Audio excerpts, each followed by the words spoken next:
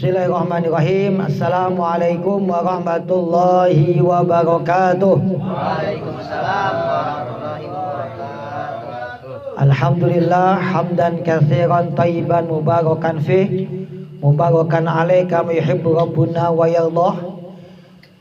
Alhamdulillahilladzi hadana li hadza wa ma kunna linahtadiya laula an hadana Allah. Asyhadu an la ilaha illallah wahdahu la syarika lah wa asyhadu anna Muhammadan abduhu wa rasuluhu la nabiyya ba'dah. Allahumma shalli ala sayyidina wa habibina wa syafi'ina wa maulana Muhammadin wa ala alihi wa sahbihi ajma'in. Qalu subhanaka la ilma lana illa ma 'allamtana innaka antal alimul hakim. Rabbi shrah li sadri wa yassir amri wahlul 'uqdatam min lisani yafqahu qawli. Radina billahi rabba wa bil islami dina wa bi Muhammadin nabiyyan wa rasula. Ya Allah ya Rabbana bi rahmatikal wasi'ati ummana wa qina syarra ma ahammana wa ghammana wa alal imanil kamil wal kitabi wa sunnati tawaffana wa anta radin anna amin ya Allah ya rabbal alamin. Pertama-tama mari kita panjatkan puji syukur kita kehadirat Allah Subhanahu wa taala. Alhamdulillah pada kesempatan malam yang berbahagia ini, di tempat yang penuh dengan barokah ini, Allah senantiasa melimpahkan, mencurahkan kepada kita semua curahan nikmat, nikmat iman, nikmat Islam, nikmat sehat walafiat, nikmat kesempatan sehingga kita bisa melangkahkan kaki kita, bisa bermuajah, bersilaturahim. Mudah-mudahan langkah kaki kita, kumpulnya kita, duduknya kita di tempat ini Allah catat sebagai pahala silaturahim yang bisa mendatangkan rahmat dan juga ampunan Allah Subhanahu wa taala. Amin ya Allah ya rabbal alamin. Tak lupa pula salawat dan salam senantiasa tercurah limpahkan kepada Habibunal Mustafa, Nabiunal Mustaba, Imamuna, Uswatuna, Nabi besar Muhammad sallallahu alaihi wasallam. Allahumma shalli wa sallim baik alaih wa ala alaih. Mudah-mudahan kita selalu istiqomah, konsisten, mulazamah dalam mendawamkan ketaatan dan bentuk kebaktian kita, pengabdian kita kepada Allah Subhanahu wa taala. Amin ya Allah ya rabbal alamin. Minggu yang lalu kita telah membahas 2 minggu yang lalu Pak ya. Yang kemarin kita tidak ada tausiah, takziah. 2 minggu yang lalu kita udah bahas tentang apa tuh ya? Masih ingat gitu? Jangan meremehkan, menyepelekan dosa. Dosa sekecil apapun, jangan kita anggap sepele. Betul Pak ya? Ya aja dah. Udah lama. Ya cepat. Kita masih membahas tentang masalah sebagai manusia yang beriman kepada Allah, hamba yang beriman, yang memiliki iman dan takwa kepada Allah, kita tidak boleh menyepelekan dosa. Kenapa? Setiap dosa yang kita lakukan, setiap maksiat yang kita lakukan, setiap dosa maksiat yang kita lakukan pasti akan memberikan dampak negatif dalam kehidupan kita. Kita berbuat maksiat, kita berbuat dosa, pasti itu akan mendatangkan efek atau dampak negatif buat diri kita dalam kehidupan ini, terlebih lagi nanti kehidupan di akhirat kelak. Apa dampak negatif, efek negatif yang didapatkan oleh manusia yang senantiasa berani untuk melakukan maksiat dan dosa? Orang yang berani melakukan maksiat dan dosa pasti akan mendapatkan dampak negatif atau resiko daripada perbuatan maksiat yang ia lakukan. Apa efeknya, dampaknya dari dosa-dosa kalau kita sengaja berani melakukan maksiat kepada Allah Subhanahu wa taala? Banyak nasihat dari ulama-ulama mauizah, petuah bahwa maksiat yang kita lakukan, dosa yang kita lakukan itu pasti saat ini, nanti atau kapanpun pasti dampak daripada maksiat yang kita lakukan itu pasti bakal kita dapatkan balasannya. Saat ini ataupun nanti Allah pasti akan membalas, mengganjar daripada apa maksiat yang telah kita lakukan. Ada nasihat ulama yang bernama Al-Imam Ibnul Qayyim. Namanya Imam Ibnul Qayyim Al-Jauziyah. Dalam kitabnya namanya Al-Jawabul Kafi. Nama kitabnya Al-Jawabul Kafi. Apa kata Imam Ibnul Qayyim Al-Jauzi dalam kitab Al-Jawabul Kafi? Kata beliau, al-asi wa in tana'ama biasnafin ni'am fa fi qalbihi minal wahsya wal-dhul wal hasarat allati tuqatti'ul quluba. Kata Imam Ibnul Qayyim Al-Jauzi dalam kitab Al-Jawabul Kafi, al-asi, asi dari kata maksiat. Maksiat perbuatannya, al-asi pelaku maksiat. Orang yang banyak melakukan maksiat, yang suka melakukan maksiat, wa in tana'ama biasnafin ni'am, meskipun di dalam hidupnya dia merasakan berbagai macam nikmat, hidupnya enak, makanannya, minumannya, kehidupannya, tempat tinggalnya nikmat, mewah, segalanya ada, serba punya. Orang yang suka melakukan maksiat, meskipun ia merasakan berbagai macam nikmat hidup, Allah akan membalasnya. Fafi qalbihi minal wahsyah, di dalam hatinya pasti ada yang namanya kegelisahan. Hidupnya enak, tempat tinggalnya, kendaraannya bagus, makanannya, minumannya, segalanya ada, segalanya punya. Tapi pada hakikatnya di dalam hatinya itu dipenuhi dengan berbagai macam kegundahan dan kegelisahan. Fafi qalbihi minal wahsyah, akan ada kegundahan, kegelisahan, kegalauan. Walhul, akan merasakan kehinaan. Wal hasarat, akan merasakan hasarat, an-nadamah, penyesalan. Allati tuqatti'ul quluba, yang bisa mencabik-cabik hati-hatinya tersebut, yang bisa mencabik, memutus-mutus, dan juga bisa memotong-motong hatinya tersebut. Jadi orang yang berbuat maksiat, kalau kita lihat zahirnya mungkin enak, hidupnya serba cukup, tapi pada hakikatnya di dalam hatinya dipenuhi dengan segala kegelisahan, penuh dengan kegelisahan, penuh dengan kegundahan, penuh dengan kesedihan, kehinaan, dan juga penyesalan yang bisa membuat hatinya tercabik-cabik, membuat hidupnya tidak tenang. Makanannya enak, minumannya enak, segalanya punya, rumahnya tingkat, semuanya punya, tapi pada hakikatnya di dalam hatinya itu tidak ada ketenangan, tidak ada ketentraman, tidak ada kebaikan yang ia dapatkan di dalam kehidupannya. Ini akibat daripada maksiat yang ia lakukan. Zahirnya mungkin nikmat, zahirnya mungkin kelihatannya senang, namun pada hakikatnya batinnya itu penuh dengan segala guncangan. Banyak guncangan, banyak guncangan, goyangan yang menimpa hati dan batinnya. Kenapa? Karena banyak maksiat yang ia lakukan, yang ia sepelekan.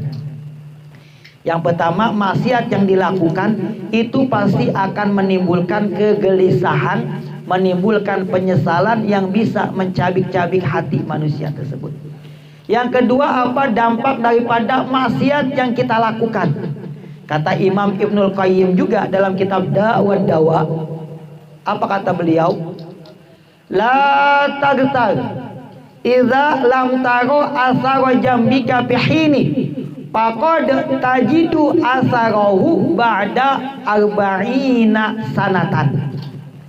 Ketika engkau merasakan nikmat berbuat maksiat atau dosa, jangan tertipu, jangan merasa aman. Wah, enak, gak ada balasannya ini. enak, nggak ada apa-apain, nggak ada dosanya. Jangan tertipu ketika engkau melakukan maksiat. Idza lam taro asaro jambika fihini, apabila engkau belum mendapatkan balasan dari dosamu saat itu, tapi yakinlah, ketahuilah, faqad tajidu asarohu ba'da arba'ina sanatan. Engkau pasti akan melihat dampak daripada maksiat yang kamu lakukan setelah 40 tahun. Kita maksiat, misalnya kita berbuat zina, kita mabuk, kita judi, kita melakukan maksiat sengaja. Mungkin saat ini nggak dibalas, mungkin saat ini belum kita lihat dampak atau balasan dari maksiat yang kita lakukan. Tapi cepat atau lambat 40 tahun yang akan datang, kalau kita dikasih usia 40 tahun lagi, itu pasti akan diperlihatkan dampak akibat daripada maksiat yang engkau lakukan. Jadi saat ini kita nggak mendapatkan balasan, tapi nanti beberapa masa, beberapa tahun yang akan datang, Allah pasti akan membalas maksiat yang telah kita lakukan. Ini kata Imam Ibnul Qayyim dalam kitab Da'wat Dawa. Saat ini kita belum melihat balasannya, saat ini kita belum melihat ganjarannya, tapi yakin 40 tahun lagi, kalau kita dikasih usia 40 tahun, Allah pasti akan memperlihatkan kepada kita akibat dampak daripada dosa maksiat yang telah kita lakukan di masa lalu. La ta'khudhuhu sinatun wala naum. Allah itu nggak tidur, Allah itu nggak lalai, Allah itu nggak lengah. Apa yang kita lakukan, Allah pasti akan membalasnya cepat ataupun lambat. Maka yang pertama, kalau kita maksiat akan timbul namanya kegelisahan, kehinaan, dan penyesalan di dalam hati kita. Yang kedua, suatu saat balasan itu pasti akan diperlihatkan oleh Allah Subhanahu wa ta'ala. Lalu apa balasan daripada maksiat yang ketiga? Kata Rasul, inna rajul la yuhram arizqa bizambin yusibu. Inna rajul la yuhram arizqa bizambin yusibu. Seorang laki-laki itu akan disusahkan rezekinya. Rezekinya mampet, rezekinya susah. Kenapa? Bizambin yusibu, karena dosa yang telah ia lakukan. Jadi kalau kita banyak melakukan dosa, kalau kita banyak melakukan maksiat, itu dampaknya apa? Allah akan menyempitkan, Allah akan menyulitkan rezeki kita. Jadi kalau kita berbuat maksiat, dosa, itu balasannya apa? Rezeki kita akan disulitkan dan juga disempitkan oleh Allah Subhanahu wa ta'ala. Maka dosa itu membuat rezeki kita semakin susah, membuat rezeki kita sulit. Jangan kita gampang-gampangin maksiat atau dosa. Dosa yang kita lakukan itu menyebabkan Allah membuat rezeki kita menjadi susah dan sulit. Lalu ada lagi nasihat dari, ada namanya Imam Ibnul Qayyim. Lanjutannya lagi nih. Wa min asaril ma'asi wa dzunub fa innaha tuhdis anwa'an minal fasad. Bahwa dosa dan maksiat itu akan menimbulkan bencana. Kalau kita melakukan maksiat ataupun dosa, zina, mabuk atau lain sebagainya, itu akan menimbulkan bencana. Tuhdisu anwa'an minal fasad, akan menimbulkan berbagai macam kerusakan, bencana fil miyah wal hawa wasimar wazra wal masakin. Kerusakan di daratan, di lautan, dimanapun akan Allah datangkan bencana apabila kita sengaja melakukan maksiat dosa kepadanya. Maka dampak daripada maksiat yang kita lakukan itu suatu saat cepat atau lambat akan mendatangkan berbagai bencana dalam kehidupan manusia. Bahkan ada kata Imam Ghazali, Abu Hamid Muhammad bin Muhammad Al-Ghazali At-Tusi. Kata beliau, ada satu kampung, ada 18.000 penduduk. 18.000 penduduk dalam satu kampung. Mereka itu ibadah, ketaatannya, ibadahnya, amalannya bagaikan amalan Nabi. sholatnya, puasanya, zikirnya, ketaatannya itu sebanding dengan amalan Nabi. Satu kampung ada 18.000 penduduk, amalannya, ibadahnya, ketaatannya itu sebanding serupa dengan amalan Nabi, tapi Allah marah murka kepada penduduk tersebut. Allah turunkan azab bencana kepada penduduk kampung tersebut. Kenapa? Ketika ada kemaksiatan, ada perbuatan dosa, mereka itu sibuk dengan ibadahnya, sibuk dengan ketaatannya, sampai ketika ada yang berbuat maksiat dosa, tidak ada satupun yang mau mengingatkannya. Maka Allah marah, Allah murka, Allah hancurkan kampung tersebut. Maka yang mati bukan cuma pelaku maksiat, semua manusia yang ada di kampung itu pun akan binasa disebabkan dosa yang dibiarkan terjadi begitu saja. Naudzubillah min. Satu kampung bisa binasa. Ini kampung kita ada berapa penduduk ini, Pak? Ada 18.000. 1.000 ada nggak kira-kira? Se-RW mah ada. Se-RW ada. Dari satu kampung ada 18.000 penduduk, amalannya kayak Nabi. Mereka bagus ibadahnya, hanya sibuk dengan ibadah individu, tidak peduli dengan orang yang berbuat maksiat. Ada maksiat, ada perzinahan, ada narkoba, ada perjudian, dibiarkan begitu saja. Maka karena mereka tidak mengingatkan atau membiarkan mereka bermaksiat, itulah yang mendatangkan murka dan azab Allah kepada kampung tersebut. Maka maksiat dosa itu pasti akan mendatangkan, mengundang daripada azab Allah Subhanahu wa ta'ala. Maka dampak maksiat dosa itu pasti akan diperlihatkan Allah cepat atau lambat. Ada dosa yang Allah balas di akhirat, tapi kata Nabi ada juga dosa yang di dunia sudah Allah balas. Kata Nabi ada 3 dosa, di akhirat dibalas, di dunia sudah Allah balas itu dosanya. Apa 3 dosa yang Allah percepat balasannya di dunia? Yang pertama adalah al-baghyu, yang kedua uququl walidain, yang ketiga qati'atur rahim. Yang pertama adalah dosa kezaliman. Kita berbuat zalim kepada saudara kita, kita menyakiti, kita mengambil hak saudara kita, itulah dosa yang akan disegerakan azabnya di dunia. Yang kedua uququl walidain, durhaka kepada kedua orang tua. Ada satu hadis yang mengatakan sehebat-hebatnya amalan manusia, tahajudnya, duhanya, sodakohnya, baca Qur'annya mantep, hebat, tapi semuanya sia-sia. Kenapa? Karena dia punya satu dosa, durhaka kepada kedua orang tua. Di akhirat dibalas, di dunia pun akan disegerakan balasannya. Yang ketiga qati'atur rahim, memutuskan hubungan silaturahim.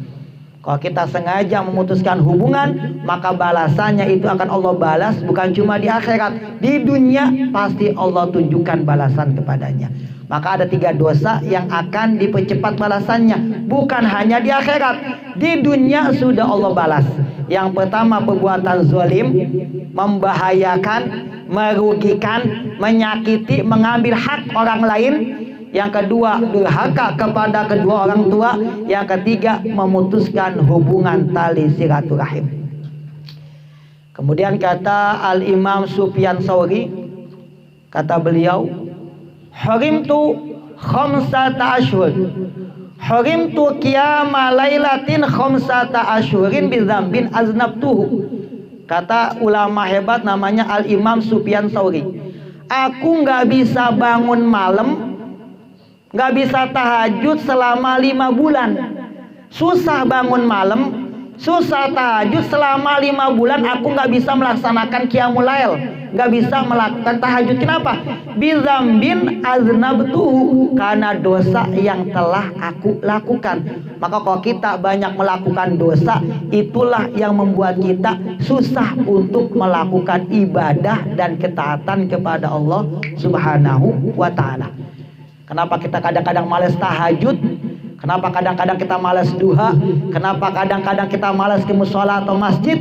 Mungkin karena dosa kita yang terlalu banyak, itulah yang membuat kita sulit untuk melakukan ibadah kepada Allah Subhanahu wa ta'ala. Maka efek daripada dosa itu membuat kita malas untuk melakukan ketaatan kepada Allah Subhanahu wa ta'ala. Maka banyak efek negatif yang dihasilkan daripada maksiat. Di dunia dibalas, di akhirat juga pasti akan dibalas. Faman ya'mal mithqala dzarratin khairan yarah wa man ya'mal mithqala dzarratin syarran yarah. Laha ma kasabat wa 'alaiha maktasabat. Kebaikan pasti akan dibalas, begitu juga dengan kemaksiatan, dosa yang kita lakukan sekecil apapun pasti akan ada balasannya. Dosa yang kita anggap enteng contohnya adalah ghibah, membuka, membicarakan aib orang lain. Depan teman kita enak, tapi di belakang kita suka ngebuka aibnya. Kata Al-Imam Ibnu Jauzi dalam kitab At-Tazkiratu fil Wa'zi tentang bahaya ghibah. Kata Al-Imam Ibnu Jauzi dalam kitab At-Tazkiratu fil Wa'zi. Apa kata beliau? Berapa banyak amal soleh yang rusak? Berapa banyak amal soleh yang rusak disebabkan karena ghibah? Berapa banyak pahala ibadah yang sia-sia terhapus disebabkan karena ghibah? Berapa banyak datangnya kemurkaan Allah disebabkan karena ghibah? Ini kata Al-Imam Ibnu Jauzi. Berapa banyak amal soleh yang rusak disebabkan karena ghibah? Berapa banyak pahala ibadah, pahala ketaatan yang terhapus disebabkan karena ghibah? Berapa banyak Allah akan marah kepada hambanya, murkanya Allah itu turun disebabkan karena ghibah kita. Dosa ghibah itu dosa yang gak bisa dihapuskan dengan sholat, puasa, sodakoh, bahkan haji sekalipun itu tidak bisa menghapuskan dosa ghibah kita. Kata Rasulullah Shallallahu Alaihi Wasallam, Allahumma sholli wa sallim wa barik alaih, iyyakum wal ghibah fa inna fiha salasa afat la yustajabu li sahibiha du'a wa la tuqbalu lahu hasanah wa tatarakam alaihi sayiat. Kata Nabi, iyyakum wal ghibah, jauhkanlah perbuatan ghibah, jauhkanlah perbuatan ghibah. Fa inna fiha salasa afat, karena perbuatan ghibah akan mendatangkan 3 bencana. Ada 3 bencana yang disebabkan karena ghibah. Apa bencananya? Yang pertama, la yustajabu li sahibiha du'a. Orang yang suka ghibah doanya tidak akan diijabah. Orang yang suka ghibah doanya tidak akan pernah dikabulkan Allah. Naudzubillah min dzalik. Yang kedua, wala tuqbalu lahu hasanah. Orang yang berbuat ghibah, kebaikannya satu pun tidak akan pernah Allah terima. Sholat, puasa, ngaji, baca Quran, kalau masih ghibah, maka kebaikannya tidak akan pernah Allah terima.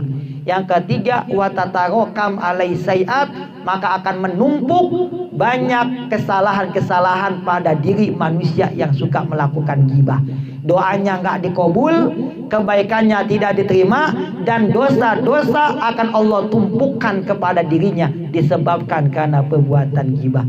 Ini termasuk minal muharramat allati istahana bihan nas, dosa-dosa yang dianggap biasa. Kita anggap biasa ngomongin tetangga, kita jelek-jelekin tetangga, kita bicarakan aib tetangga. Pada hakikatnya inilah satu dosa yang bisa menghapuskan, yang bisa menghilangkan amal pahala kebaikan kita selama ini. Naudzubillah min dzalik. Maka dosa, kesalahan sekecil apapun pasti akan ada balasannya. Yang pertama akan timbul namanya kegelisahan. Orang yang suka berbuat maksiat hatinya selalu gelisah, nggak pernah tenang di dalam hidupnya. Itu pasti. Meskipun enak semuanya ada, pasti hatinya diliputi dengan segala kegelisahan dan kegundahan. Yang kedua, rezekinya akan Allah persulit. Yang ketiga, Allah akan mendatangkan bencana disebabkan maksiat yang dibiarkan terjadi begitu saja. Masih banyak lagi dampak negatif yang Allah berikan apabila kita melakukan dosa atau maksiat dengan sengaja. Ini nasihat buat saya juga. Usikum wa iyaya nafsi bitaqullah. Mudah-mudahan Allah jauhkan kita daripada maksiat dosa yang kecil ataupun yang besar. Amin ya Allah ya Rabbal